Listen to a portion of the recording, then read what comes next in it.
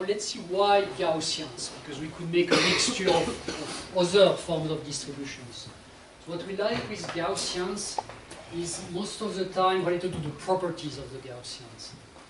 With Gaussians we can do product of Gaussians, we can make linear combination, we can make linear transformations, and we can also make Gaussian conditioning, which means that we can use the Gaussian representation as a way to have like a regression problem.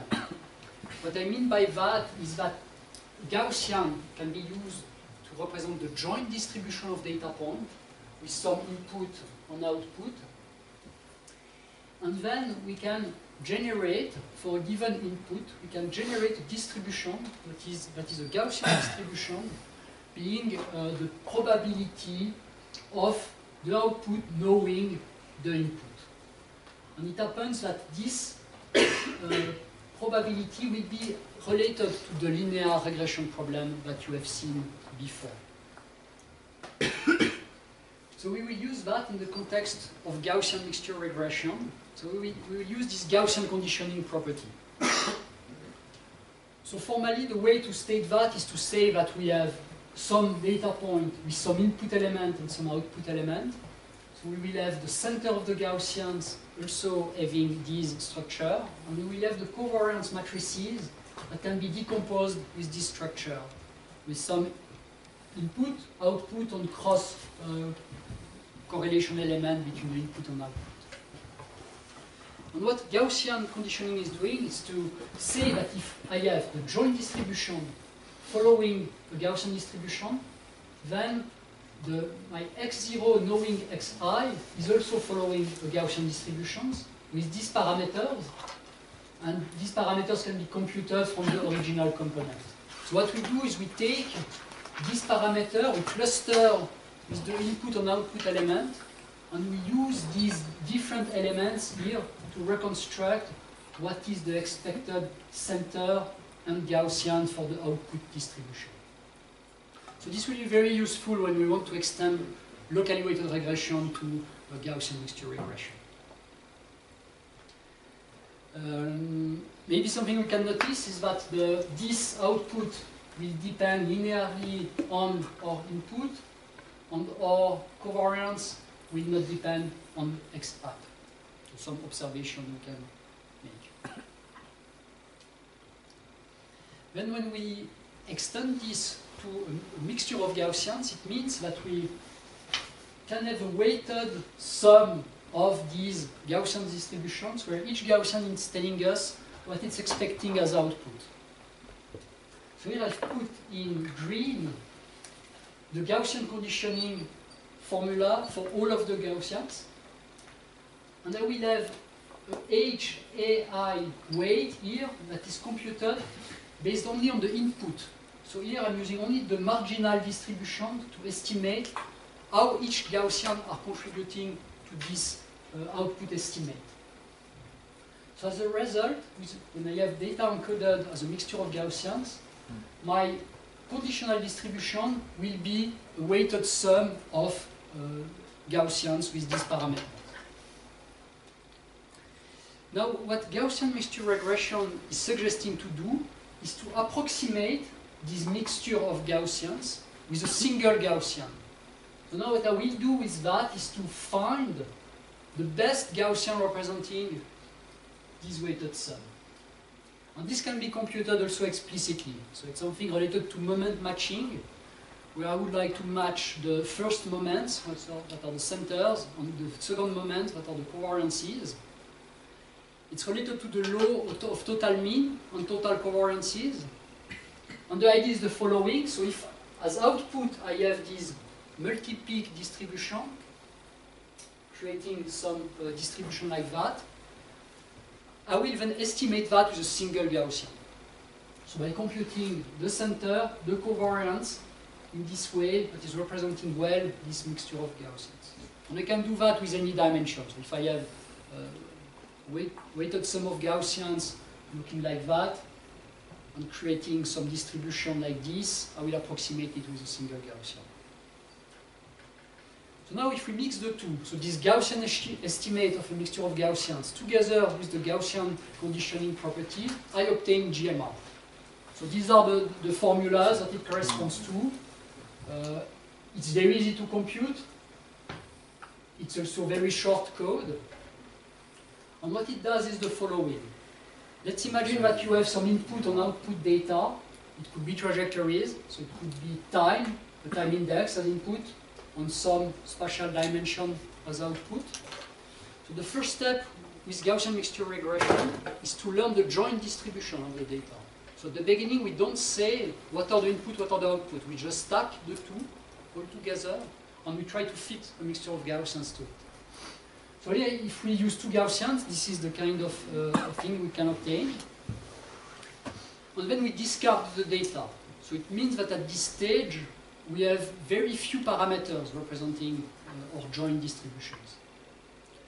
And during the regression phase, what we will do is the following. For a given input that is given, I can first compute the influence of this Gaussian and this Gaussian. So I can compute a weight that will tell me how likely it is that this input is here or there. So this will be my weight HK. Then for each Gaussian, I can compute the conditional probability in the form of a Gaussian. So for this Gaussian here, it will be this blue distribution. For this Gaussian, it will be this red distribution. And now what I will do is I will approximate the weighted sum of this, weighted by this weight, by this green distribution. And this is the result of my Gaussian mixture regression process. And this is very fast to compute, because there are a lot of things that can be pre-computed, and at the end it's just some linear function being used to estimate this. So in the case of a trajectory, I will typically do that for all of the time steps, because here I'm interested into generating the whole trajectory with the average, but also with the covariance matrix telling me how much I can depart from the average while still replicating the data that I have also. So let's see that in examples. You will see that the examples are very similar to locally weighted regression, but here the difference is that we have learned the parameters. So we have estimated where to place these radial basis functions. We have learned which bandwidth we should use, and we did that directly from our data. And again, as for locally weighted regression, I can select what kind of structure I want for the input, and it will tell me what kind of relationship, what kind of linear relationship I want between my input and my output data. So here with this letter B, this would be several examples of using Gaussian mixture regression to fit a trajectory. So this is one way of using this technique, so for trajectory encoding. For trajectory encoding, the input would be just the time component or a combination of the time component, the function of the time component. The output can be either in joint space or task space, depending on your problem. It can also be used for policy encoding. So for policy encoding or for an autonomous dynamical system, here we will use it slightly differently. What we will say is the input is the state space, and the output is my command. So one example of this could be to have position as input and velocity as output. And if I'm using this kind of system, what I will do is iteratively, from a given position, I will estimate what is my command. The command will bring me somewhere else. At this place, I can re-estimate a GMR step telling me what is the expected command. It will bring me somewhere else, and so on. So in this case, it's like offline computation. In this case, it's like online computation. The number of Gaussian is given as input? In this case, yes. It can also be estimated, also with Bayesian techniques. Here is a short animation showing how to estimate that online. I will not cover the process behind this, but it is to show that we can actually acquire data while putting Gaussians on this data to represent the data that we are gathering. So So here it's an example where we have also an estimation of the number of Gaussians. But if you use the basic model, you will need to set this number by them. And there are many work actually proposing to estimate the number of Gaussians. So it's something I like also with this representation, is that it's very easy to combine new techniques that have been developed that are compatible with mixture of Gaussians, and to include that into our algorithms. So it's a model that is so generic that there are many developments that can be directly put within this framework. Okay, so as a summary, these are the resources that you can have a look at for Gaussian mixture regression. This is the original paper. It was from Garamani and Jordan, 94. I think it's a tool that could be used more in robotics because it's extremely fast and it's simple.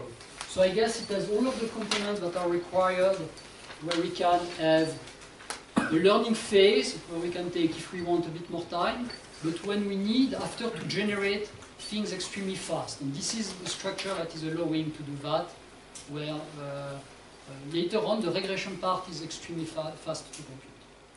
If you want to test, there are several, again, codes in this PBDlib software that you can try. Could you go back to the previous slide, please? I think I missed something. So what is the actual interest of having the Gaussian mixture regression? So the kind of grid path that you showed. Because I guess if you want to reconstruct that for each time sample, in terms of compression, I mean, you have to store all this information, right? No, because you can generate, well, I see, okay. If you pre-compute it, yes, you store it somewhere, but it's not stored in the, like it's in the memory, but after can be discarded. Here, what you keep really as the model encoding is only the two Gaussians. Okay. And after you regenerate that. And here, okay. I mean, here I would say it's an implementation choice. You could actually, at each time step, compute what comes next. But in many applications, pre-computing it is also a valid choice. So when you pre-compute it, I agree that you store it somewhere in the memory, but it's something that you discard after. So as you said, in terms of computation, it's extremely fast to recompute the grid, so the regression based on the Gaussian that you have estimated. So it's a weighted sum of linear matrix vector multiplication. So it's and if depending on how you stack that, it can actually be only a single linear algebra operation. So it's way, typically for the problem in robotics, this part will be way below the 1 millisecond frame rate that we would use in most control strategies. So it's something that can be incorporated directly into the low-level control in most of the cases.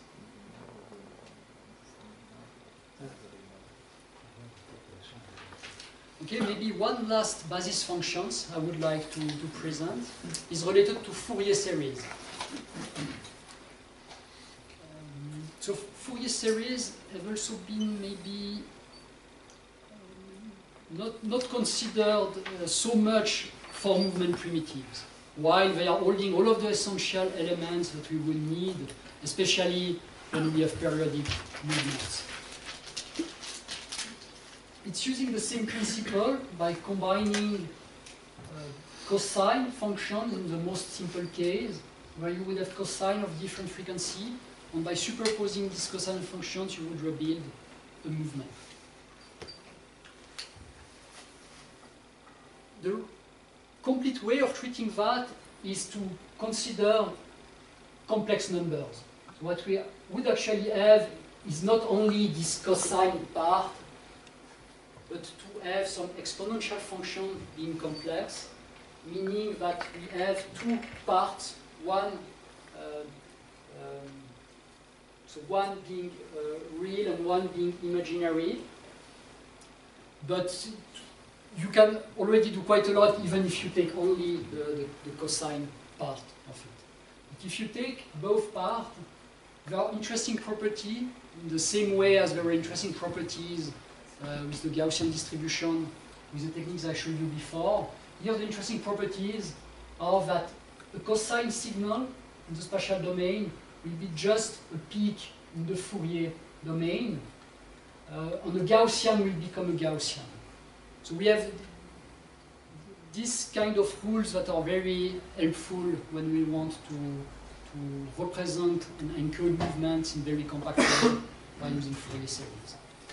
Here you see some animation explaining what we can do with this kind of technique. So here it's with only one component. So with one component I can do only some cosine function. Here by adding two components I can start having more complex functions. And if I'm adding each time more, I can draw something more complex. Here you see an example of encoding of Homer Simpson with Fourier components. Cannot recall how many components it's using, but with this cycloid you can represent what it means to superpose components of different frequency to reconstruct some paths. Super cool. It's also giving you some idea about the number of components you would need. So here typically if you take a drawing and then you imagine how many of these it's actually a 2D robot, if you want. It's a 2D robot where each links will tend to have a smaller, that each part of the robot will tend to have a smaller links, and then by moving this robot we can reconstruct any end effector trajectory that we want. So for movement encoding, so it's useful for ergodic control, but I will not have time, unfortunately, to cover that. And it's obviously helpful for periodic movements. So here it's the typical example you would find with Fourier decomposition, like a walking movement. If you look at it in the frequency domain, you can see that some compression is possible by looking at the number of peaks that you have and seeing that even if I would take only low frequency component, I could still reconstruct quite a lot of my movement by using only that. It's not only for walking data, it can also be for gestures. Here I like to show that video because it's something that looks very complex. 5 balls, juggling like this. But if you look at this from a frequency analysis aspect, it's just one peak. So it's just one frequency. And juggling is often like that. It's really like a single frequency. If you don't make any trick with this, if it's only the standard cascade juggling, it's only one peak. Okay, so now we will see dynamic movement primitives. It's very similar to what we have seen so far, but we will encode, this time, some force components. So the idea behind dynamic movement primitives is to consider a spring that would have as attractor point this y variable. I will take into account the position, the velocity, and the acceleration of my system. I will have this coefficient Kp, the stiffness of my spring, and I will have a damping coefficient Kv. And if I'm recording data, so if I can observe position, velocity, and acceleration, it means that from this I can determine what is the attractor point. So if I would see just the movement of a system connected to a spring, this movement will inform me about this attractor point. So now with dynamic movement primitives, what we will do is to keep this spring and say that we will add some perturbation to this spring. So we have a spring that will come back to the point of interest, but I can also introduce some additional force that will change the path. So instead of going in straight line toward the target, by introducing some force, it will will be able to move in any direction that I want. So it's one first strategy with dynamical movement primitives being used. And here the idea will be to encode this nonlinear force profile with the locally weighted regression tools I showed you before. The second idea of dynamical movement primitives is to say that time might not be the best way of encoding the evolution of the system. So here what it's suggesting instead is to use some dynamical system to represent the evolution of my system. So here you have this kind of mapping between time and between this S variable. And if you say that you start with S equal 1, and if you run this kind of dynamical system, you compute a velocity with this formula, and it's bringing you, like it's making S decrease towards 0 with this kind of curve. So it's a mapping that they suggest. They suggest that maybe it's good, instead of using T, to use S, because in this way you can represent that in the form of a dynamical system. And what is nice is that this has links with the way I'm representing that as a dynamical system. So now the two can be viewed as two dynamical systems that are treated all together. So now we will need to learn this nonlinear force profile from the data. So here it's suggested to learn it as a locally weighted regression problem, where we have the nonlinear force disappearing at the end of the movement. So this is something being added to be sure that at the end of the movement we have only the spring being activated. So when S will tend to 0, all of this thing will disappear, whatever we have learned, and then we will have only this part. And it's ensuring that we will reach the target with the spring number system that we have predefined. So technically, it's weighted least squares as we are using, but weighted least squares where we have here something that is a function of the position, the velocity, and the acceleration. So I'm reformatting the problem to have a different kind of output component in my locally weighted regression problem. I will use S as input instead of time, as recommended by dynamical movement primitives. And I will use the same basis functions are for LWR. So these radial basis functions uniformly spread in time. And when I'm solving that, then I can estimate my nonlinear forcing term that will drive my system. So in this case, it's learning the force profile that is required if we want to follow this shape. And the interesting aspect with dynamic movement primitive is if you start from a different point, since you have encoded a force profile, then you can still run your system and it will have some form of generalization because there is an underlying spring number system behind. So that's the typical use of dynamical movement primitives. Now it can be combined with Gaussian mixture regression. In the same way as LWR could be encoded with Gaussian mixture regression, here we can do the same by encoding this force profile. So in this case, it means we are learning the joint distribution of the S and X variables, and then we are using the conditioning property P of X knowing S to reconstruct the nonlinear force profile.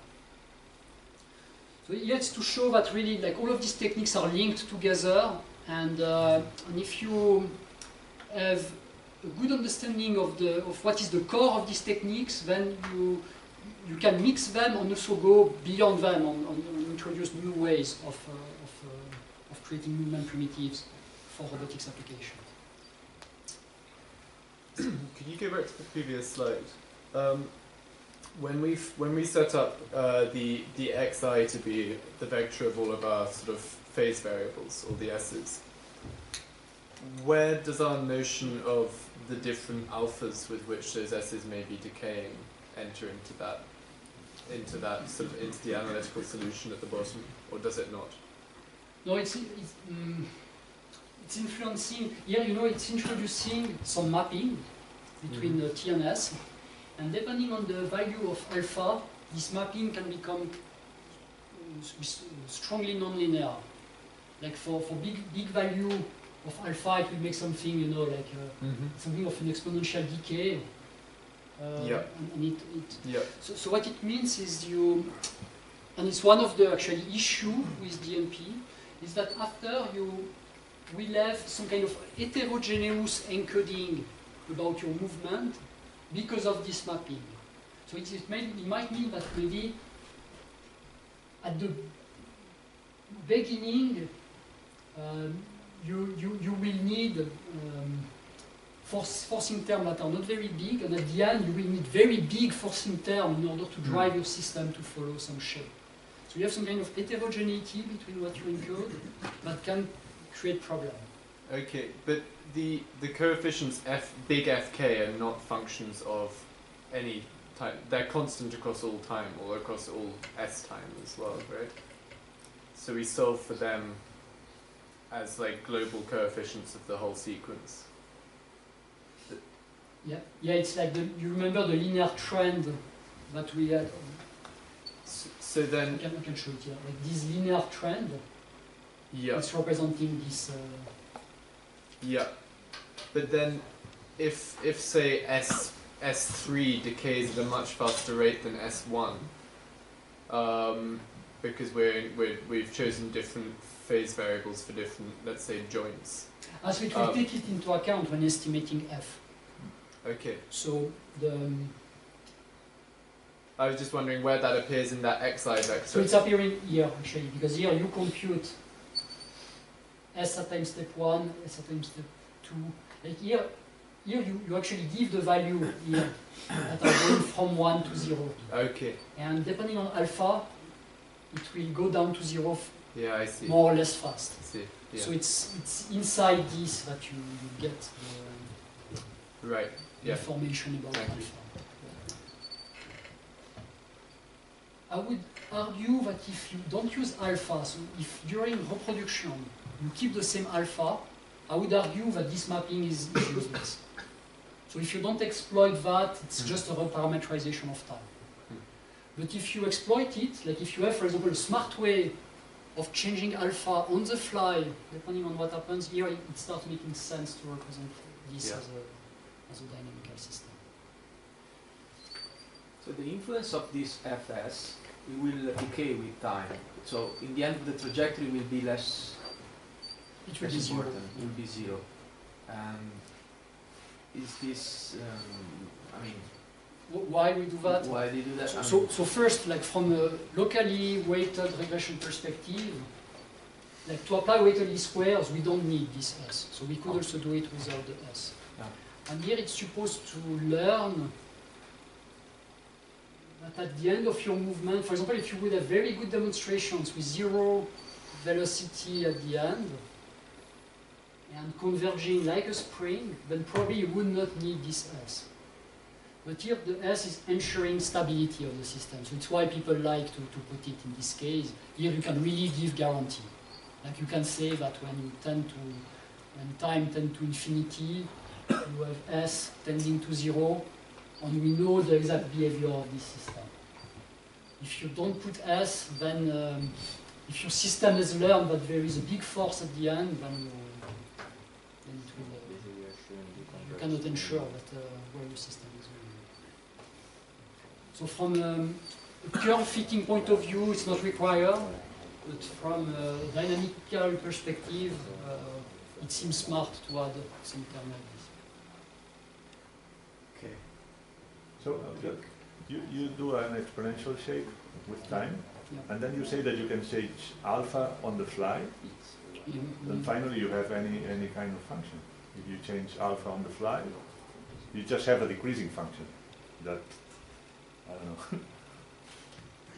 It will decrease, and Yeah, that's it will all you can decrease say. at the speed you want, yeah, so it will go in only one direction, but at the, yeah, it's true. Yeah, but It's kind of, you lose the exponential.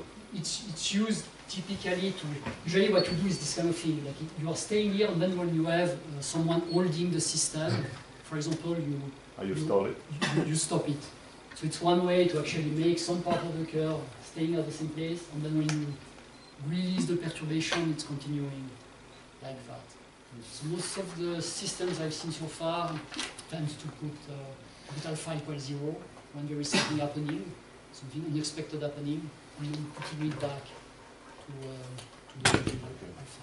But your remark is correct that if you would have like maybe more elaborated way of modulating alpha, that you could decide really all the time like at what speed we should, I mean like what part of the trajectory I should consider. Let's say, like we could jump more or less quickly to the next remaining part of the trajectory. Can this expand to the undeterministic forces, disturbances? So if I have some disturbances which are not deterministic. So yeah, it's somehow robust to some of the perturbations that are not known because of this underlying spring. So this spring will ensure that whatever happens, at least I can guarantee that at the end, you know, like even if there is an open loop part, there is this closed loop part that will bring me to the final target. But here FFS is completely known. FS is FFS is completely, I know this, right? yeah. So it's the, So if you don't change S, it's the open loop part. So it's like it's really like that, where you would actually have a smart way of encoding some profile, and then you run this profile. If you don't change S, it's like an open loop force combined with the feedback term in this spring that will bring you to this point. So I would argue that it's a limited way of encoding Newman primitives. I will show next some approaches that I believe are better than that. But this is a hugely popular model, so it's important I think to know about it.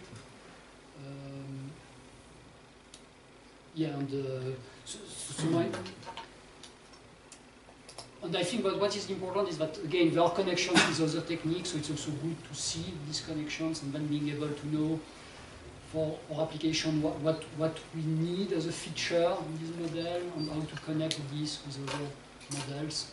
So here I gave an example by combining DMP with GMR, but I could put many others. I could say, now what happens if I take in DMP but with other basis functions? What would be one question that could arise? Then I could also argue what happens if I'm, so I don't know, if I'm making like Fourier series, but where I have one component being a decay term. Then like all of these things can be combined, and I think it's important to see also the connections between these two to understand these techniques. Okay, other questions? If not, I will move on to the probabilistic version of these movement primitives. So I will start with this example. I will start with what we would like to do without any model. So if you think of trajectory distribution, what I can do is to take my data point at each time step, and I could reformat this as a big vector. So here, before I was storing my data point as a matrix d by t. D was the dimension of my problem, so if it's like 3D Cartesian space, it would be d equals 3. And t would be, for example, 1,000 data point. So before I was storing x as 3 by 1,000 matrix. Now instead I will store that as a 3,000 vector. So I'm just stacking at the different time step my trajectory. So here, in this case, one data point is actually the full trajectory. And now let's imagine that I have 5 demonstrations of the same task. So 5 data points with this big vector being stacked. So I have 4, 3,000, dimension vectors. Now, I could try to fit a Gaussian distribution to it. So here I could try to compute the average of it and to compute the covariance matrix. So covariance will be 3000 by 3000 with only 4 samples. I probably do not have a nice estimate because I will overfit my data. But that could still be one possible way. If I'm doing that, I already have a trajectory distribution. So now if I'm adding some regularization term, maybe I can hope to have something like that, where I can use my average, mu, as my movement primitives, and then I could get some information about the spread of my data set by looking at sigma. Here it's a way to represent my covariance by taking some diagonal matrices and plotting these diagonal matrices to show the spatial variations for a given time step. So here I'm not representing the full distributions because here I cannot represent what are the correlations between the first time steps and the last time steps, while this is encapsulating also this information. So yeah, so here the main issue would be overfitting. So we cannot do it like that. So we try to find a better way to do this. And for that we can reuse the movement primitives aspect, because the movement primitives encoding was reducing the dimensionality of my data point. If you remember here, I was representing my movement as a weighted sum of signals, and this number of components that I was keeping was much below the dimensionality of my system. In the examples I was showing, I was typically using k between, I don't know, 3 and 10 maximum. So one way to move this to a probabilistic representation is to first do some linear algebra. Okay, so instead here of having explicitly a weighted sum of that, I can first write this in vector form. So now I have my phi k organized in a matrix form. If you think of it as radial basis functions, I would build a big matrix phi where each column will be the value of the radial basis function. So here I try to display what it would correspond to. So I would have 0, it would be very sparse. I would have 0 nearly everywhere apart from the element at this time step. And then the more I'm going in the column of the matrices, the more this non-zero element will move toward the last time step. Now my weight can also be represented as a vector. So I have this very simple equation representing the same thing. Now some linear algebra trick, if I want to make it valid for multi-dimensional trajectories, is to build this psi matrix in a very similar way as the phi matrix, but this time I will decouple each value to be valid for all of the dimensions of my problem. So here it means that it's a Kronecker operator. It can also be built by hand. By hand it will correspond to this. It corresponds to the phi matrix where for each element I'm multiplying by an identity matrix. So here visually it's what it means. Like here, this thing would be represented like that as a matrix. Here in black its value close to 1, and in white close to 0. And the psi matrix would look like that. So now I have a problem of this form with the dimension dt by dk, and near the weight vector being dk, the vector of dk.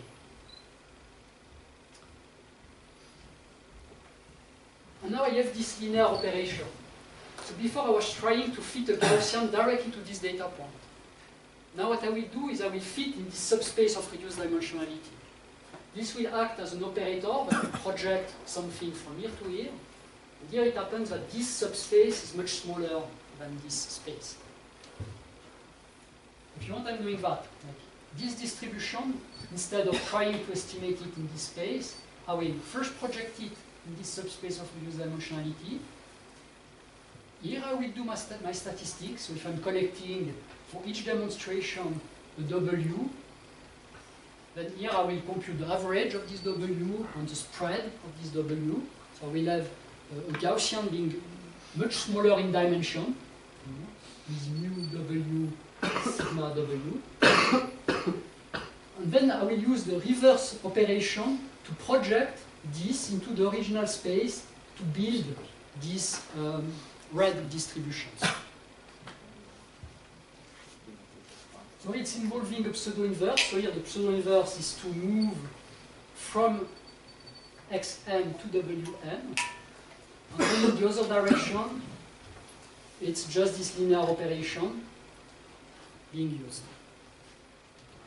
So now it means that I have a way of encoding a full trajectory distribution, but in with a much lower rank. So it means it will be more robust to the overfitting issue. And this is the idea behind probabilistic movement primitives. So in a nutshell, it's to say that we are doing trajectory distribution with this kind of structure. And where we say that, that mu W, sigma W is a subspace of reduced dimensional.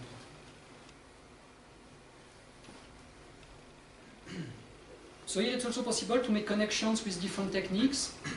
ProMP has been proposed with locally weighted regression, but you can use it with Bezier curves or with Fourier series. Here I'm visualizing the covariance matrix that it's generating. So you can see that it has some kind of structure each time as band diagonal, but still with some subtlety between these different techniques. And also like various ways of moving this further with new developments by thinking each time of the trajectory distribution as some decomposition in a subspace. Yes? When we make the choice to scale phi up with an identity matrix, if we're dealing with d-dimensional data, could you extend this to the choice of the identity is saying that in trajectory distributions we're not interested in sort of dimensional correlations, so like between different joints at a particular time step. Instead, so all of those zeros would be, say, at time step I, we don't care about the correlation between joint 1 and joint 2, because we're instead only looking at temporal, at a joint distribution over the temporal space. Yeah, it's what and that's why it's sparse like that. It's why it's sparse. Here but it's sparse mostly due to the choice of this basis function. And here you have some radial basis function that will be 0 if you are far away from your center. So here it's like having full of 0 apart from a small part. But also the identity matrix means that we're not attempting to, this one here, we're not attempting to model correlations between the dimensions. And I was wondering if that's something that the same method could be extended to. I've not seen it used, but I guess it makes sense. Like it's foreseeing that you have some global correlation that you would like to take into account. So I guess it's to me to use the dense, at least in some applications, it will make sense. Yeah. And more generally, I would argue that yes, that here you can put many different kind of structures. So here it's one that has been suggested, but my guess is that there will be many others. Well, most of the time we seek for some sparsity here. So here it's sparse, both due to the definition of psi, because here it's 0 at many different places, and also because of the size of this sigma W matrix. So you ensure sparsity by selecting how wide you want this operator to be, and also how sparse or structure it is. Other questions? So if not, I will move to the next section. It's the next part of my talk. So here, I was hoping to finish for the coffee break here. So I hope I will have time to show what I want to show next. Here what I would like to discuss is the difference between scalar superposition and weighted superposition with a full weight matrix. So look at this in terms of algorithm. The two are quite similar. We have some weighted sum of phi k, rescaled here by to make the sum of these weight activation be 1. Here, something a bit similar, but this time with full weight matrices. And my argument in this presentation will be that this is hugely important as a structure in our problem. And that there are many problems that are treated like that while they should be treated like that, and vice versa. Here's a toy example to motivate why I think it's important. If you take back the locally weighted regression problem with only 2 basis functions, so something where I would have only one basis function like that and another one like this. And now if you look at what this is allowing you to do, if you would take any value of W. So if you take scalar value of W, the only thing you can make is some mix of this that would follow this kind of distribution. With a fusion problem, with only 2 basis functions, you can already do whatever you want, because here you have much more flexibility into organizing these basis functions. Maybe here it's an extreme case that I'm showing, but there are many robotics problems where either we treat it like that and it doesn't work because of this, or where we treat it like that while it could be treated just as scalar superposition. So choosing this structure is hugely important. I have another motivating example. It's the crossing of 2 segments. So this looks like a problem that no one would argue that there are several ways of solving this kind of problem. So here, I mean really like we have 2 segments and I want to find this point in the intersection of the 2. Now I will tell you some reasoning that would be absurd. The absurd reasoning would be like that. It would be to say that this segment, I'm saying that on average, when I'm in this segment, I'm at this point, at the center of the segment. Here, this segment is now some kind of very elongated Gaussian, and I have my covariance having only one eigenvalue being the direction of the segment. On the other segment, it's also another center and another covariance. Now, what would be absurd to say is to argue that to be on this segment, on average, I'm here, and to be on this segment, on average, I'm here. So if I want to do both, I'm just making a weighted sum of the 2. So here it would be what happens when you do a scalar superposition of the 2 problems. You take your mu, and you would say that, okay, I take this plus this divided by 2, and I'm estimating an intersection to be here. So of course, for this problem, this would look absurd. And everyone will argue that for this problem, we should use like the intersection, meaning that we want to fuse the information by taking into account the direction of this segment. So here, by taking into account these covariance matrices. And my argument is that very often, in robotics, we have a much more complicated problem, but sometimes it boils down to this, and sometimes we pick up this instead of this without necessarily realizing it. So here, the underlying objective function, when we want to treat a fusion problem and not a scalar superposition of elements, would be like this. It would be a sum of quadratic terms, but where the sum is a full precision matrix. I will use both precision matrix or covariance matrix. The two are like one is the inverse of the other. To represent it here, it's better to represent covariance. But to treat it as an optimization problem, it's usually easier to have precision matrices. The two are the same thing. So here, this kind of problem, I can equivalently write the result with precision matrices or with covariance matrices.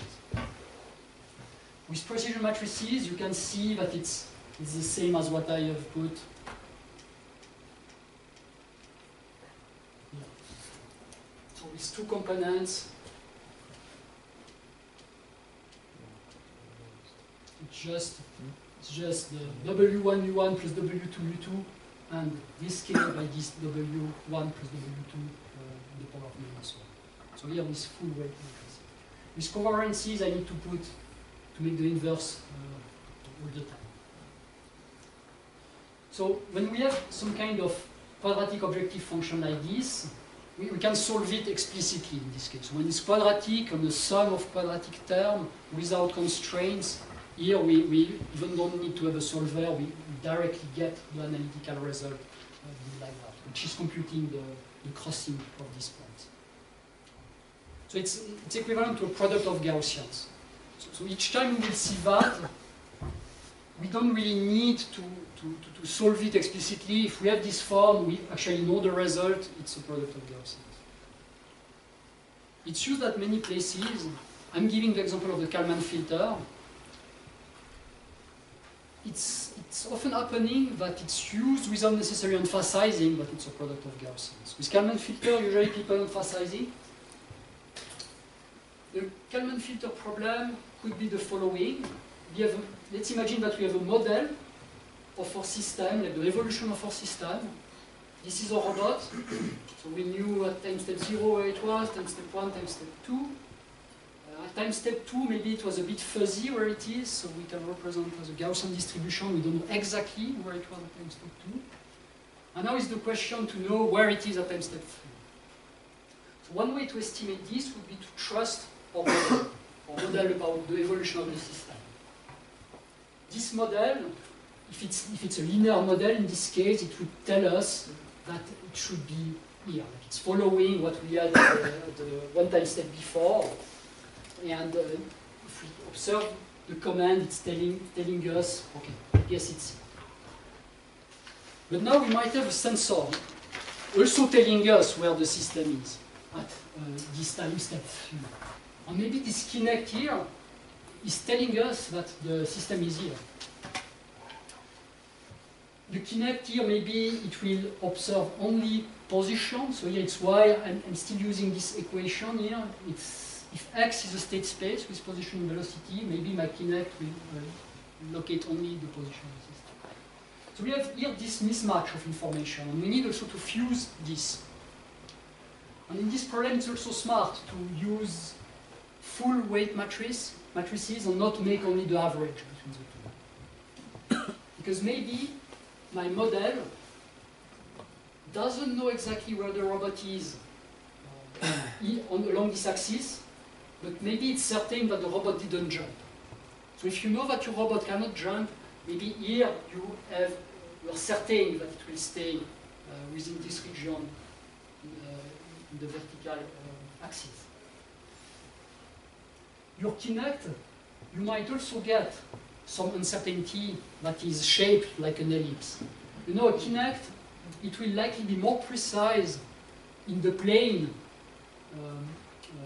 parallel to the Kinect, because here it's like the RGB value being used, but maybe the depth is less precise. So when it's estimating a point, maybe the depth is more uncertain. So here it looks that it's an advantage if you really take into account these full covariance matrices. And it's what the Kalman filter is doing. So the Kalman filter will compute the product of these Gaussians and will estimate where the system is supposed to be. And it's estimating it by also knowing the uncertainty. So it means that we can after replicate this uncertainty at the next time step. So you can view Kalman filter either as this product of Gaussians, or you can view it as with feedback gains, but the two are really equivalent. So in some textbook you find only this end result, and in some other textbook it's really explaining that this reformulated as gains is corresponding to So okay, Kalman filter is maybe the most used examples where we have fusion of information. But there are also fusion of information at the control level. And it's what I would like to discuss next. Here you can imagine this problem that would be to track this point with the end effector. And you could imagine a second problem that is to keep the first joint angle upright. So you would like to combine these two. You have one controller that would like you to have the first wing straight, and the second controller that will try to move toward the target. Here, if you would just make an average between these two controllers, you would get nothing. This would be from time step 0 to time step t, this is what it would do. So something that you could not really, you didn't have a way to superpose well your two controllers. But if you treat it as a fusion problem, then you can do the two, because there is an intersection between the two. The same as before in the problem with the crossing segments, I could be on the first segment and on the second segment. Here it is the same, there is an intersection, the two are compatible. So for this kind of problem, we should use full weighting terms to solve it.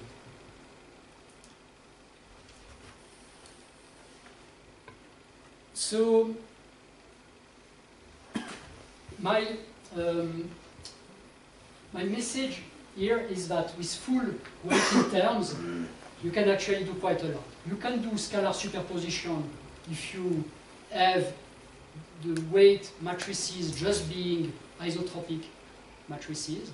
So if you only use full weight matrices on which you define the weight in an isotropic way, you emulate what a scalar system will do. And on the other extreme, we have some hierarchy that can be encoded as weight matrices. And this is something that has been underexploited so far, I would argue. But at the limit of this, you have some null space projection operators.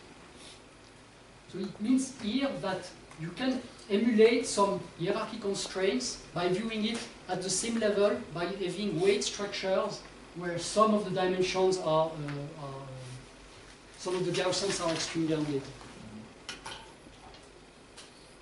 And most of the time we are in between the two. So we have something where we need to fuse information with different uncertainty. And one of these cases is model predictive control. So here I will describe model predictive control in a way that you might find intriguing if you are using it in your own work in control. Here I will present it mostly as a planning technique combined with the movement primitives representation I showed you. So I will take actually the most basic form of it. I will take linear quadratic tracking. I will use linear systems as well. It's not obligatory to treat it like that, but with what I want to show, it's sufficient to explain the message that I want behind that. So I will treat an objective function like that, where I want to track some path. I'm considering here either joint space or task space, but not the two. So I have really something very, very simple. I will actually give examples in task space where the system dynamics will only be a double integrator. So usually when you use this with a robot, here you need to linearize. It's your system that you are modeling, but here in this case it's not really your system, it's like an abstract, it's your virtual system that will just make you move to track some path, and you would like to do it by using small control commands. So with this kind of problem, one example would be to say that after 10 seconds, I want my system to be here within this precision. Here, I'm displaying the covariance matrix, and the inverse of this covariance matrix is the required precision. And so linear quadratic tracking problem, we have some time window, and in my case, the time window is the whole plan. So it's I'm using it really as a planning technique, so it's my from the beginning to the end of the movement. So if I'm keeping it very simple like that, linear, quadratic, and without any additional constraints, this problem can be solved in an analytical way. So you don't need a solver to solve that. There is, it can be computed directly, and it's computing the control commands that will bring me, so at each time step it's giving control command that will bring me. So there are several ways of computing this result. These are the most well-known way of computing it. So you can use a variety of tools. There are a lot of connections between these tools. If you have a background in physics, you will likely use things related to Pontryagin gain maximization principle, the Riccati equation. This would be what you would use in your toolbox to solve this kind of problem with the physicist perspective. There is a very closed one related to dynamic programming. So very similar equations, but taking maybe more tools from a computer scientist perspective. And then for this kind of simple problem, there is also a third way. It's to reorganize the element in matrix form. So to stack these different components so that it can be explained as a linear algebra problem. And this is the way I will use in this lecture. It's not obligatory to make the development with this, but you will see that if I'm making a development with that, I don't need to know anything else about these techniques. And also I can make links with what I presented to you before. So with the linear algebra perspective, the first step we will do is to remove this sum over time step t. So remember before, I already did that with the weights. I was reorganizing the weight as a vector. So it was also like a weighted sum of something, and I could represent that with only matrix and vectors. Here I do exactly the same. I will say that this is equivalent to that, where here I don't have a sum over t anymore. And the way I'm doing this is to define this mu, this x, this q, and this r parameters as this stacked form, lifted form. Here it means what I want to track at time step 1, what I want to track at time step 2, and so on until time step t. Here it's my state at time step 1, 2, 3, and so on. Here it's how precise I need to be at time step 1, 2, 4, and so on until time step t. Here it's how I should care about the control command for all of the time steps. And here finally it's my control command at the different time steps. So you can first see that in this way it's quite sparse already, this Q matrix, this R matrix. With the problem I showed you before, it's actually extremely sparse because here I was caring only about what happens at the last time step. In this case it would actually be full of 0 apart from the last block of elements at the end of the movement. So okay, the first thing is I reformulated the objective function with linear algebra. Now I can also reformulate the constraint. Here I'm taking the example with A and B not changing with time, but the same reasoning can be done with A and B changing with time. When it's not changing with time, what I can do is write it explicitly first for what happens at time step 2, 3, 4, and so on. So at time step 2, I have AX1 plus BU1. Time step 3, I have AX2 plus BU2. And since I computed X2 like that, I actually can reorganize it in this way. And I can continue to do like that, and I can discover this kind of structure. So in a lifted form, I will have this kind of linear system, where I have some transfer matrices. Here it's a transfer matrix from where I am at the beginning of the movement. Here it's a transfer matrix between my command and what they do in state space. And at the end of the day, I have something being just like that. So now if I sum up, I had the objective function being expressed in stacked matrix form, the constraint being expressed in stacked matrix form, and if I'm now incorporating this into the objective function, I can reformulate my objective in this way. And now it's becoming something we are very familiar with compared to the tools we have seen before. Because we have something, well, with a quadratic term related to u, here a quadratic term related to u. So one way would be to, I would say, blindly find blindly differentiating this function to find the optimum. If we do that, we find this u, this control command. So as I was telling, this is computed in this case in an analytical way.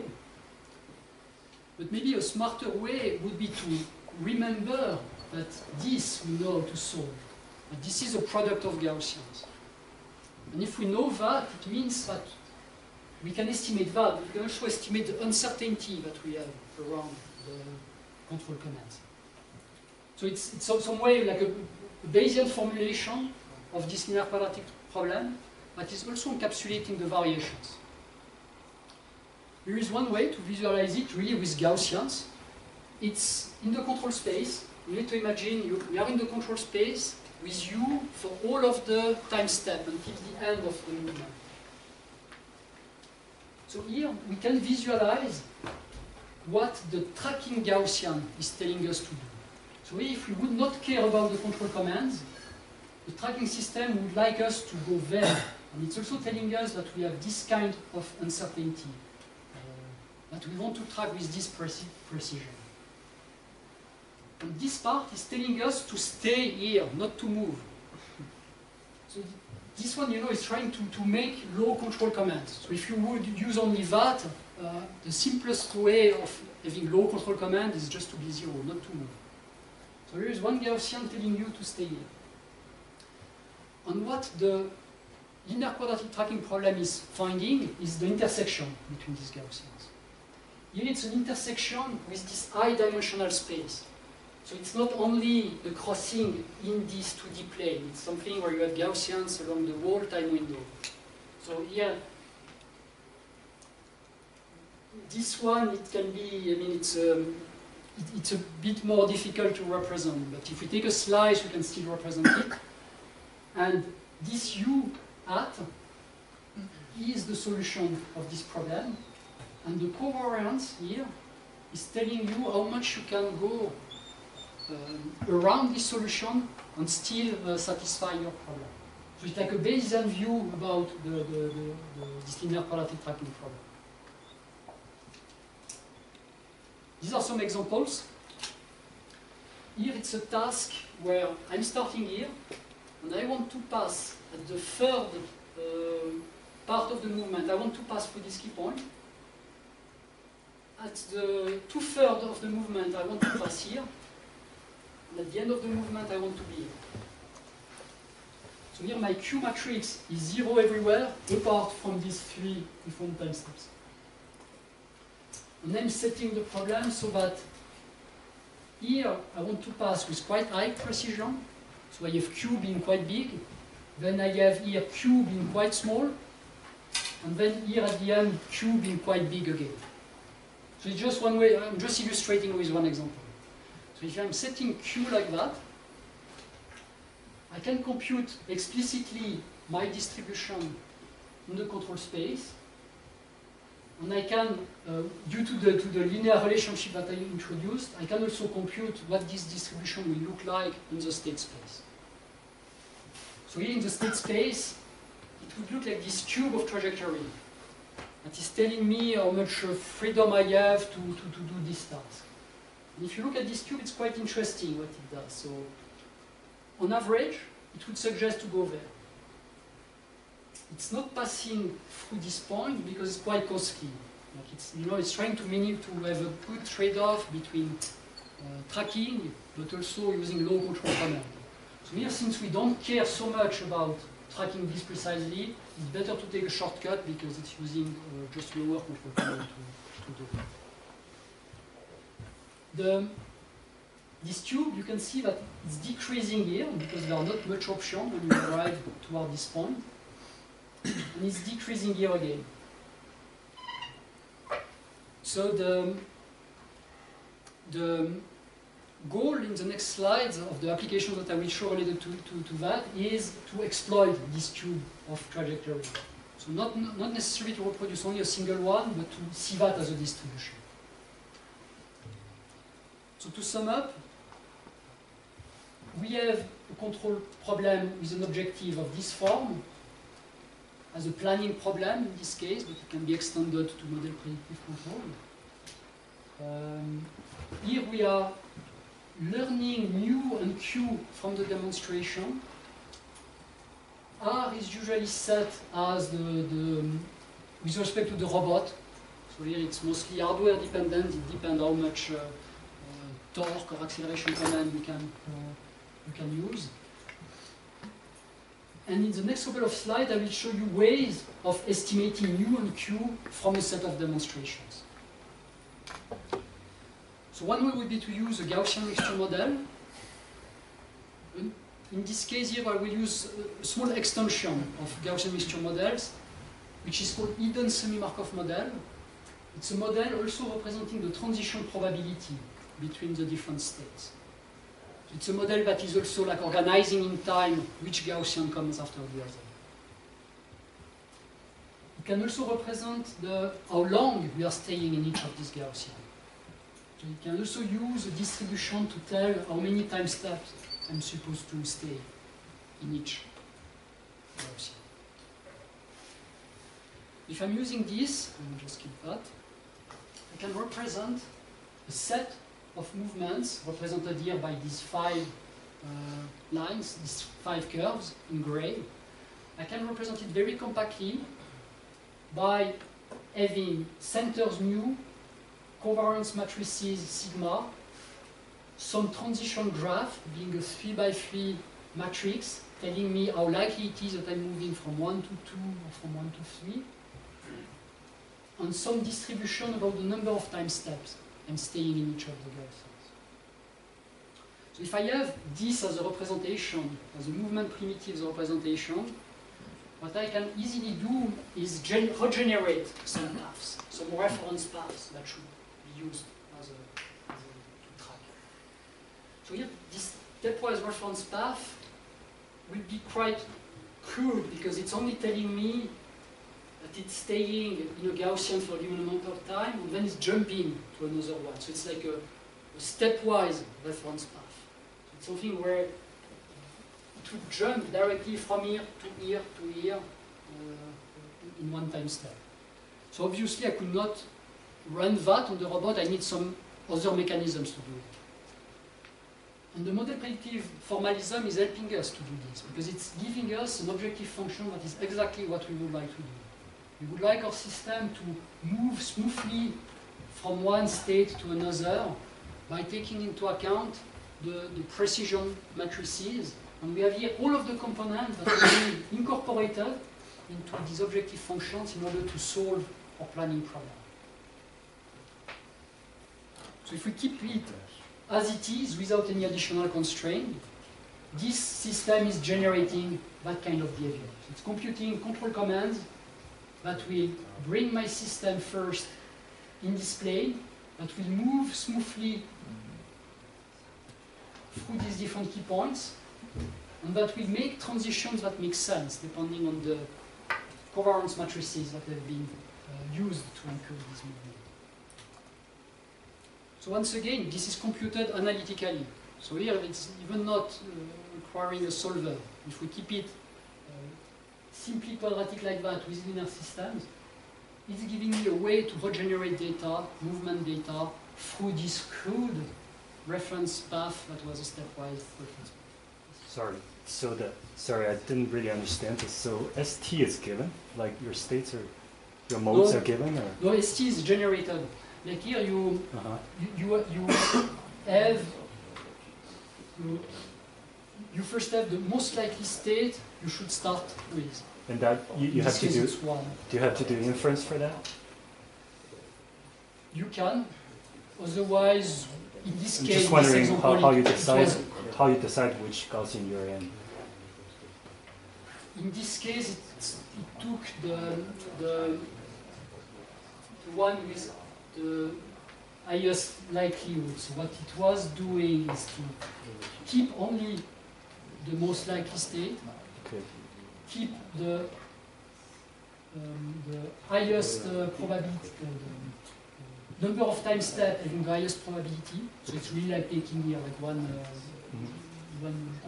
Then it's keeping only the most likely transition probability, which we bring here. And again, it's keeping. So here it's like it's not using any smart mechanism, but otherwise one extension being possible is to make for stochastic sampling. So instead of doing it like taking only the most likely, I could sample from this model, and it will give me different paths. It's important typically when you have some movement where you have two options. If you have a movement, and at some point maybe there is an obstacle, and you can go either on the left or on the right. But your system is still like the linear dynamical system, like the one-mode linear dynamical system. Yeah, in this example, A and B is only that. It's just a double integrator.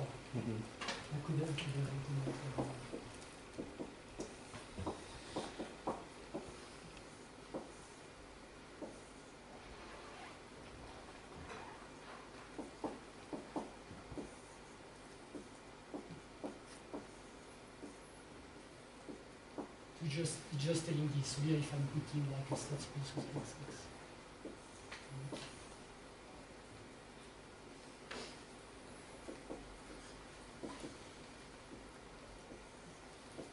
It's a complicated way to just say that. It's just saying that. It's just saying that we control with acceleration command. But it makes it possible to include the whole formalisms of model predictive control. So here I'm showing the most simple way of using this. And after, of course, there are more elaborate. If it's just a deterministic system, why is there a difference between MPC and just open loop? Between? MPC and just open loop optimization? If it's just deterministic. So, if you use it really as it is, I mean, you could say it's a linear quadratic tracking problem. If you use it after in a model predictive control setting where you would recompute, first what you can do is you first can have a shorter time window, but using it using only the first command and then recomputing the whole system. And probably linearizing around here. I'm not sure if I answered your question. Here I would argue that it's a way to exploit all of the tools behind model predictive control, but in a different way. And it's why I was warning at the beginning that it's a way of using this that might not be, might seem maybe far away from control applications, but the message is that there are techniques behind this that can be used also for movement primitives. And here, maybe in a control problem you would use that only for a textbook example, but it will not be really something you use in practice. While here you can really use this in practice, and it's already useful to do that. Maybe what I could add is you can make connections, like the whole thing here. It's true that it's collapsing to something that you can also treat in a different way. For example, there is a model called trajectory HMM that is doing something very similar.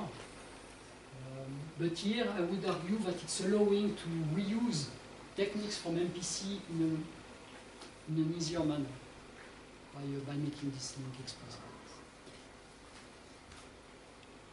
Okay, so as a summary, we have a generative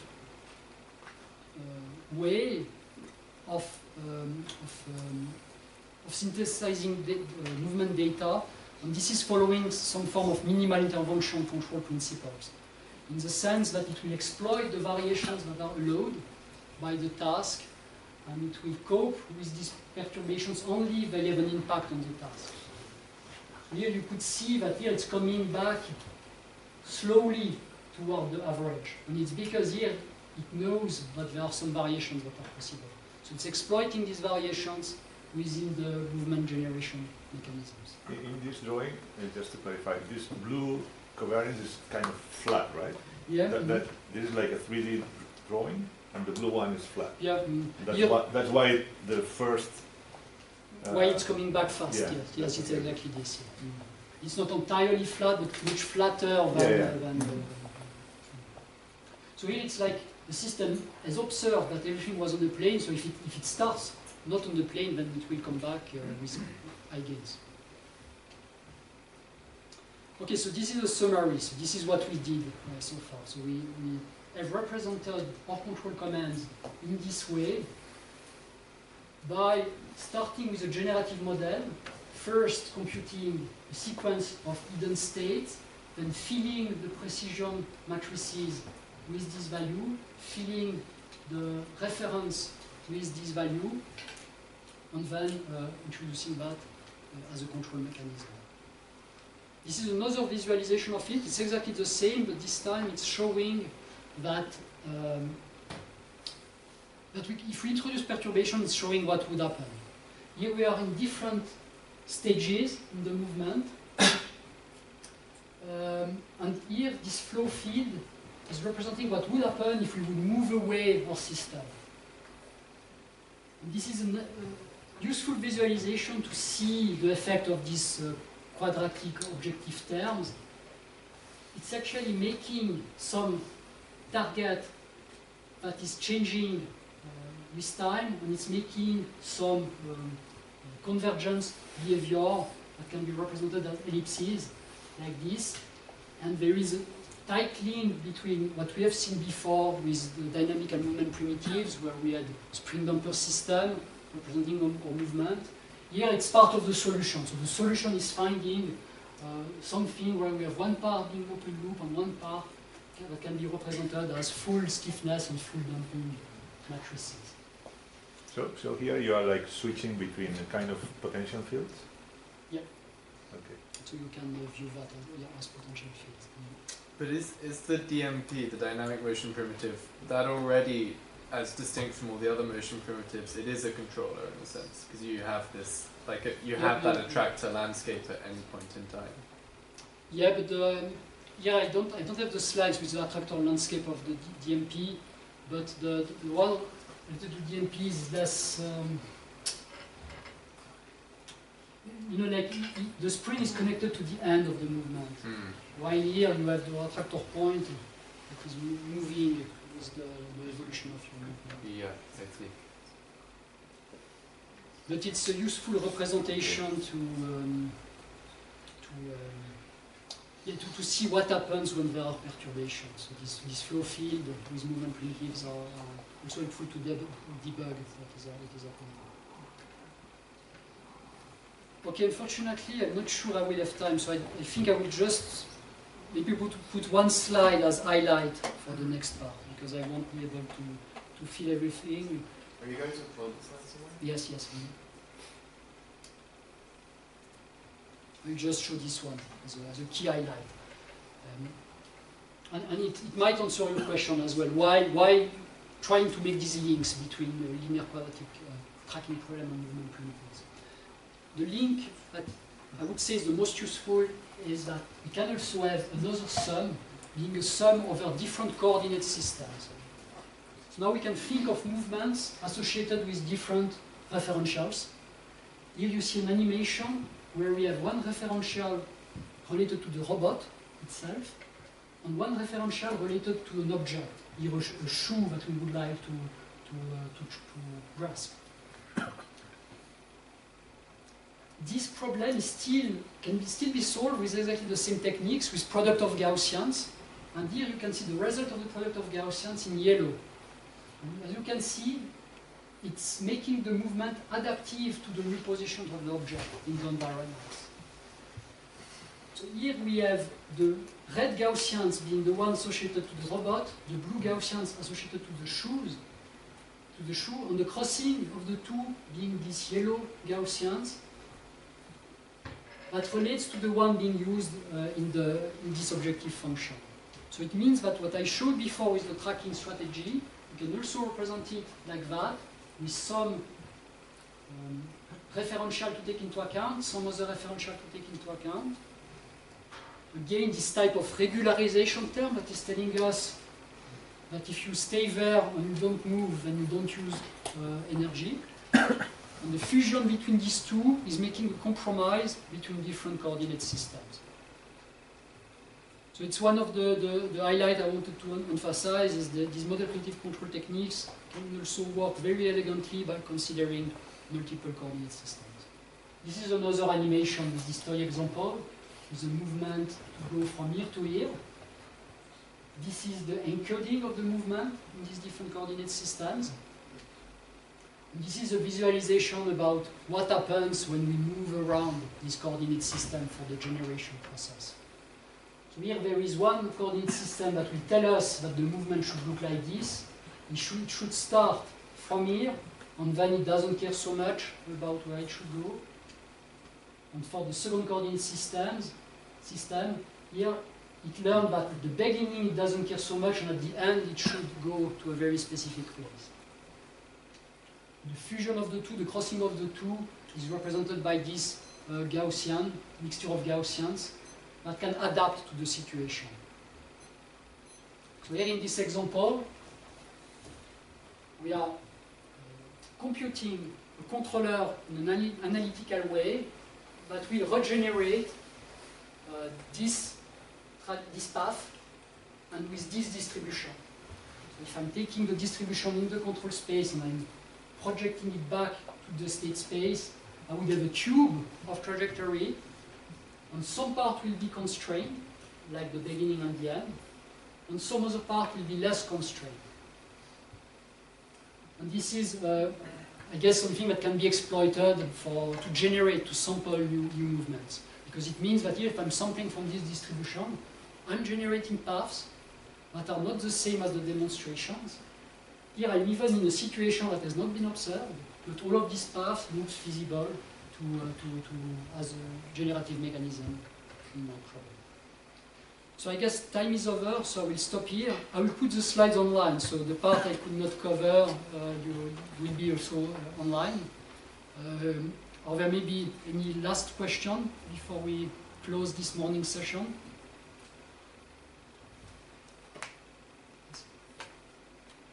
Can you, so this would expand to multiple coordinate systems, so you can do more than two, right? Yes, of course.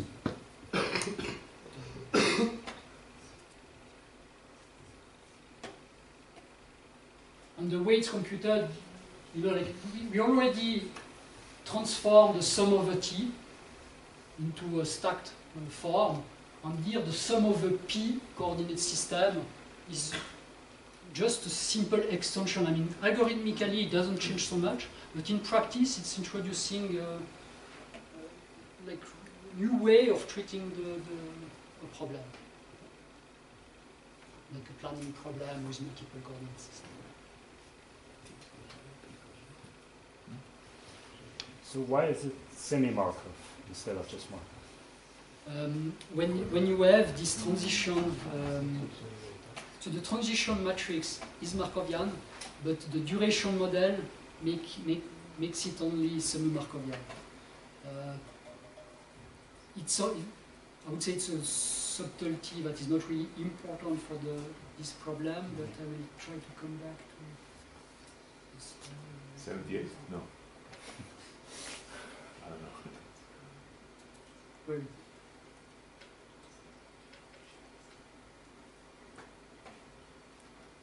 no, wait, can't find it back. Yeah, okay.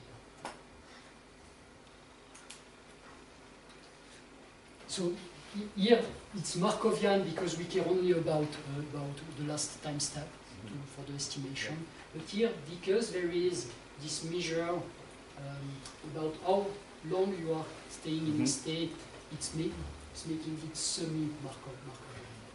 So in the standard Markov model, you have self-transition probability.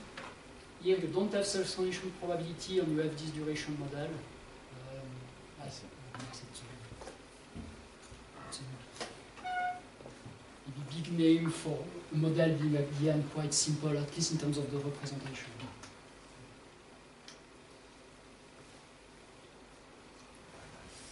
Okay, thank you.